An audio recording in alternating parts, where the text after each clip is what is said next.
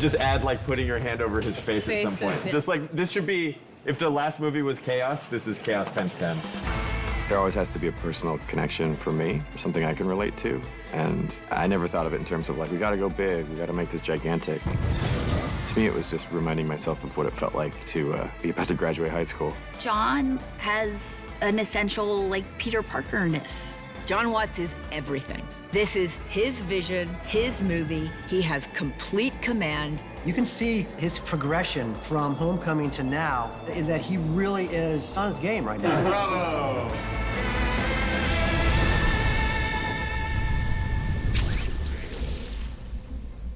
So do you, like, make your own webs inside of your body? I feel like you're teasing me right now.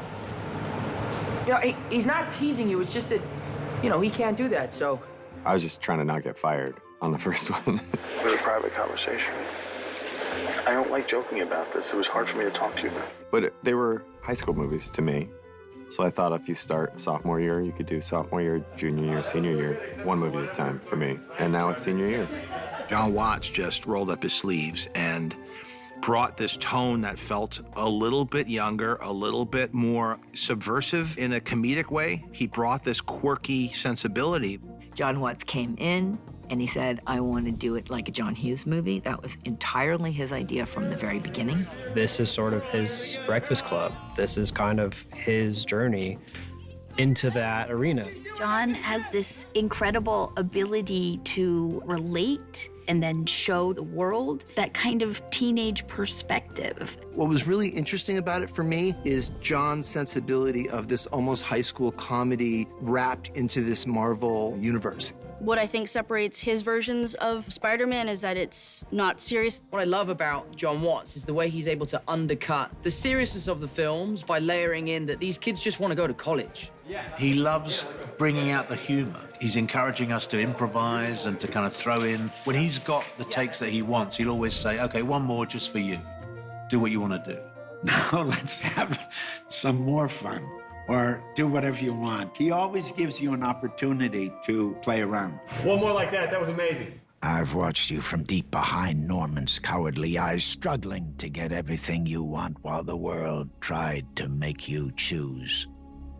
Gods don't have to choose. We take.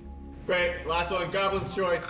And so he's always letting us improv a few takes on different lines and finding the scene so that we could breathe some humanity and life into those moments. Have you been listening this whole time? Hi, Happy. Yeah, I've been listening ever since you stepped on my hose.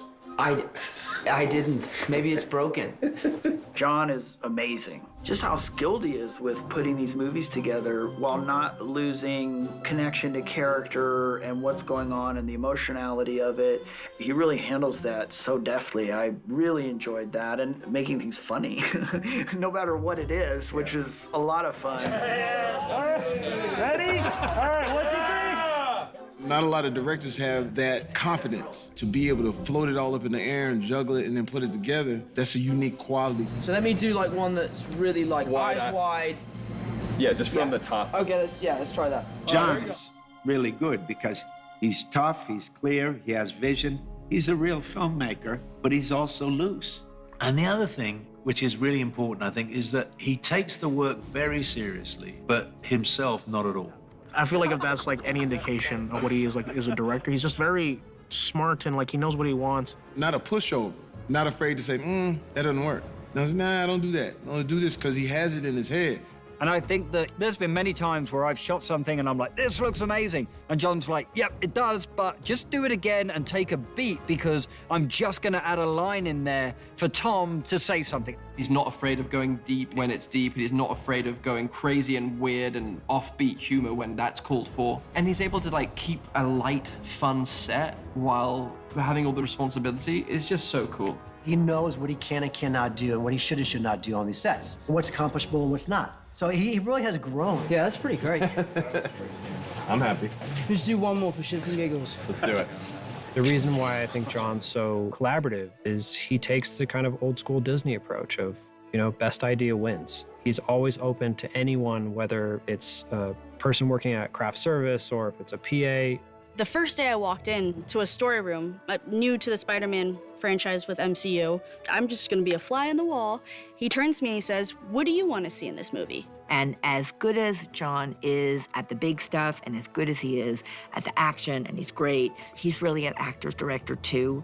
Working with John has been great. He's always just been open to suggestions and just open to conversations. And sometimes they happen the night before, the weeks before, right before we start filming, or, you know, second the day starts. I like to come on set now because even days that I'm not needed here, I come on set to watch because I love learning and sitting behind John, and hopefully one day I'll be able to direct something. So, I mean, no better place to learn than right behind our very incredible director who loves to answer my questions. He's never above just putting himself out there, being with the actors as they're trying to figure it out. On set, we collaborate. He gives me line readings that are so good. And then at the end, I think it looked like it's like, somebody's coming with me. Somebody's coming with me. Yeah. One of the reasons I enjoy working with John Watts so much is because there's a tremendous amount of freedom within the parameters of what the day's work is. And I think that's what has made these movies so much fun to make. These Spider-Man films wouldn't work if John wasn't that collaborative.